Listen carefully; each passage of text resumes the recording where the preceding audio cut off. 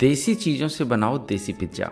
बिल्कुल, हम देसी चीज़ों से ही बनाएंगे, जो घर पे रखी होती हैं उन्हीं से। लेकिन बस कुछ ऐसी चीज़ें हैं जो कि हम डेली खाते हैं ऐसे ही नॉर्मल, लेकिन आज उसे हम पिज्ज़ा में डालकर खाएंगे। टेस्ट गजब का आएगा, पिज्ज़ा का वजन भी बढ़ जाएगा और देखो फुली लोडेड पिज्ज़ा होगा। और फुली लोडेड पिज्ज़ा महंगा भी बहुत आता है। हाँ, अगर आप पैन की जगह अवन खरीद लें फिर आप डेली खा सकते, कोई दिक्कत नहीं। बस थोड़ा सा वजन पर ध्यान रखना है, वरना वो भी पिज्ज़ा की तरीके से लोडेड होता चला जाएगा। तो बस उसका ध्यान रखना है। बाकी के पिज्ज़ा ढेर सारा बना के खाओ और फिर भी लगता है कि वजन बढ़ रहा है तो अब की बार आटा से बनाओ। खैर, गेहूं के आटा से पिज्ज़ा कभी और बनाएंगे। आज तो हम ये हैवी लोडेड पिज्ज़ा घर की ही चीज़ों से बनाएंगे, तो चलो हम बनाते हैं। जब भी ट्राई करना तो अपना फीडबैक देना और रेसिपी पसंद आए तो इसे लाइक शेयर सब्सक्राइब जरूर करना। चलो तो इसे बना लेते हैं। तो सबसे पहले यहाँ पर बड़ा सा बर्तन लेंगे और इसमें डाल देंगे मायोनीज, जो कि आपको इजीली मार्केट में मिल जाएगी और घर पे रखी भी होती है आजकल। तो बस वही डालनी है, लगभग 1.5 चम्मच जितनी। इसी के साथ इसमें डाल देंगे हरा धनिया। तो देखो देसी बना रहे हैं तो सब देसी चीज़ें डालेंगे जो कि हमारी किचन में रखी होती है। तो ये तो आपके फ्रिज में रखा होगा, गारंटी है। महंगा हो तो अवॉइड भी कर दो, कोई दिक्कत नहीं, लेकिन सस्ता है तो जरूर डालो, मस्त स्वाद में मजा आता है। इसी के साथ डाल देंगे अचार वाली मोटी मिर्च। है तो डाल दो, सीजन नहीं है तो अवॉइड कर दो यार, कोई जबरदस्ती तो है नहीं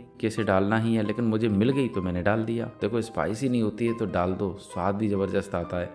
इसी के साथ डाल देंगे शिमला मिर्च। आजकल तो ये भी बहुत सस्ती चल रही है, परेशान है किसान इतनी सस्ती शिमला मिर्च देख के। खैर, अब ये शिमला मिर्च शिमला की तो रही नहीं, अब तो ये हर जगह होती है, तो बहुत सस्ती भी हो गई है, तो आप बाजार से ले आओ। बस इसे हमें इस तरीके से थोड़ा सा मोटा मोटा काट लेना है। अब डालेंगे इसमें हम प्याज, लेकिन प्याज की निकाल लेंगे पंखुड़ियाँ। तो पूरा प्याज तो डालना नहीं है, आधा प्याज बहुत है। तो बस इसकी इस तरीके से हमें पंखुड़ियाँ निकाल लेनी है। तो आप भी नोच लो इसकी पंखुड़ियाँ।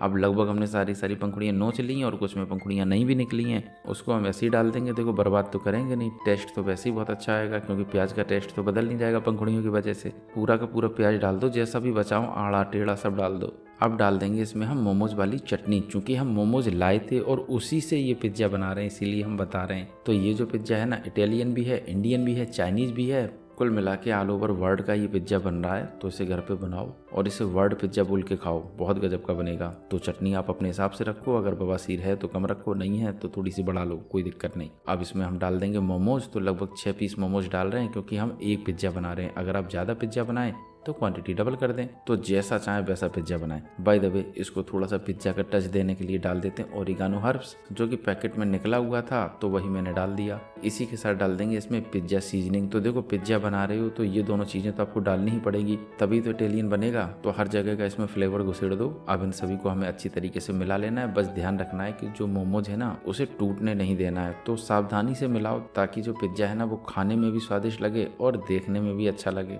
तो सब चीज़ों का ध्यान रखो, बस इन मोमोजों को टूटने मत दो। तो अब हमारा मसाला हो गया है तैयार पिज्ज़ा के लिए। तो अब लेंगे पिज्ज़ा बेस, जो कि हम बाजार से लाए थे। तो इसे हम काट लेते हैं पहले, मतलब कि खोल लेते हैं। अब ये देखो, इसी के साथ सारी चीज़ें मिल गई। हम फालतू में पैसा खर्च करके लाए, खैर कोई बात नहीं, इनको हम एक साइड पटक देंगे और पिज्ज़ा बना लेंगे। तो फिर पिज्ज़ा बेस को इसके ऊपर पटक लेते हैं। तो यहाँ पर 2 पिज्ज़ा बेस निकले हैं, तो एक पिज्ज़ा का हम पिज्ज़ा बनाएंगे। तो इस वाले का नहीं बनाएंगे, दूसरे वाले का बनाएंगे।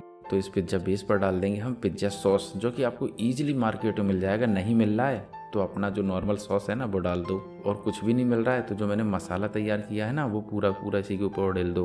फिलहाल मेरे यहाँ पर रखा था तो मैं इसे डाल देता हूँ। अब इसे हम अच्छी तरीके से फैला लेंगे। तो इस तरीके से आप स्प्रेड कर दो बढ़िया तरीके से। लो जी, अब इसको हमने अच्छी तरीके से फैला लिया है। तो थोड़ा सा जो सीजनिंग रखी थी वो भी डाल देते, ताकि टेस्ट बढ़ के आए, तो इसीलिए मैंने डाल दिया, आप अवॉइड कर दो। अब जो मैंने मसाला बनाया था मोमोज वाला वो इसके ऊपर डाल देंगे। लो जी, सारा का सारा इसी के ऊपर पटक देते हैं। देखो अभी आपको ये लग रहा होगा कि जैसे चिकन जैसा है, लेकिन चिकन नहीं है भाई, वेजिटेरियन है। टेस्ट बहुत गजब का आएगा, एक बार ट्राई जरूर करना। बाय द वे, इन सारी चीज़ों को हम एक साथ एडजस्ट कर देते हैं ताकि देखने में थोड़ा सा अच्छा लगे।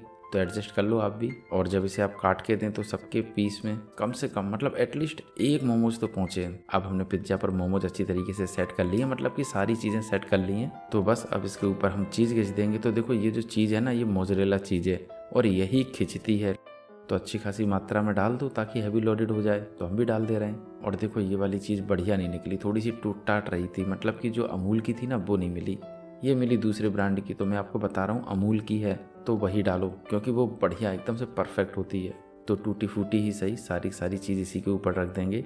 अब इसको थोड़ा सा और स्पाइसी कर लेते हैं। तो डाल देते हैं चिली फ्लेक्स, जो कि इसके साथ निकली थी, तो थोड़ा सा स्पाइसी और हो जाएगा। अब इस पिज्ज़ा को यहीं पर छोड़ देते हैं और चलते हैं सीधा गैस की तरफ, और इस पर एक पैन रख देते हैं। और अब इसमें डाल देते हैं हम नमक। तो देखो ये वाला नमक तो बहुत महंगा वाला था, क्योंकि ये 30% सोडियम लेस वाला नमक है, लेकिन क्या करें मजबूरी है, क्योंकि रात के बज गए थे 11। अब 11 बजे नमक कहाँ लेने जाएंगे सस्ता वाला, तो इसीलिए मैंने यहाँ पर थोड़ा भी लिया है, क्योंकि ये थोड़ा सा महंगा है तो थोड़ा सा ही फैलाएंगे कम डाल के। तो फैला लो इसे अच्छी तरीके से, ताकि जो पैन है ना वो अच्छी तरीके से गर्म रहे। हाँ पैन वैसे भी मोटे तले का है तो ऐसी कोई दिक्कत नहीं होगी, लेकिन फिर भी आप नमक डाल लो ताकि ये अच्छी तरीके से गर्म बना रहे। अब इसके ऊपर रख देंगे एक प्लेट और उठा के पिज्जा इसके ऊपर रख देंगे। अच्छा मैंने डायरेक्ट नहीं रखा है, वरना जो पिज्जा के नीचे का हिस्सा है ना वो जल जाता है, इसीलिए मैंने एक प्लेट पे रखा, उसके बाद इसको दूसरी प्लेट के ऊपर रखा, ताकि जो प्लेट है ना, प्लेट क्या पिज्जा है ना, वो डायरेक्ट तवे पर टच ना हो। तो इसीलिए इस तरीके से आप बनाओ, ना तो पिज्जा का बेस जलेगा और बिल्कुल परफेक्ट बनेगा। अब इसको 10 से 12 मिनट ऐसे ही ढक के छोड़ देंगे, लेकिन ये जो ढक्कन है ना इसके ऊपर थोड़ा सा छेद है जिससे कि भाप निकल जाएगी, तो इसके ऊपर थोड़ा सा हम आटा लगा देते हैं, ताकि जो भाप है ना वो कहीं से ना निकले, मतलब कि अंदर ही बनी रहे और जो चीज़ है ना वो थोड़ी सी मेल्ट हो जाए। तो बहुत दिक्कत होती है कभी कभी चीज़ को मेल्ट करने में, तो इसीलिए अगर ओवन है तो आप उसमें बनाएं, हर दिन टेस्ट गजब का आएगा। खैर हम इसी में बनाएंगे। बाय द वे इसको 12 मिनट हम ऐसे ही छोड़ देते हैं। लगभग 12 मिनट हो चुका है और देखो अंदर कितनी भाप बन चुकी है। अब पता नहीं ये भाप बनी है या कोई चीज़ जल चुकी है, खैर मुझे तो लग रहा है भाप बन चुकी है। चलो अब इसको हम खोल के निकाल लेते हैं। चीज़ अभी भी मुझे लग रहा है अच्छी तरीके से मेल्ट नहीं हुई है, लेकिन जितनी हुई है काफ़ी है, क्योंकि पैन में इतनी ही चीज़ मेल्ट हो सकती है। बाय द वे अब इसको हम निकाल लेते हैं, लेकिन निकालना हमें सावधानी से, क्योंकि पैन बहुत गर्म है, जरा सा भी हाथ लग गया तो उल जाओगे, तो इसीलिए बड़ा सावधानी से निकालो जैसे मैं निकाल रहा हूँ। अब पिज्जा बन के तैयार है, तो बस इसे हम काट लेते हैं बड़ी सावधानी से। लो जी भाई पिज्जा तो बन चुका है एकदम से हैवी लोडेड। अच्छा मैं पीछे दिखा देता हूँ, ये देखो कितना क्रंची बना है। तो फिर मुझे लगता है कि अगर आप इसे किसी रेस्टोरेंट में खाते तो कम से कम इसका प्राइस 250 से 300 रुपए तो होता ही, मुझे लगता है। वैसे आप बताओ कि इसका प्राइस कितना होना चाहिए था, या आपको कहीं और मिलता तो इसका प्राइस कितना होना चाहिए था, तो आप कमेंट करिएगा और इसको घर पे बनाइएगा। घर पे तो वैसे ही बहुत सस्ता पड़ेगा।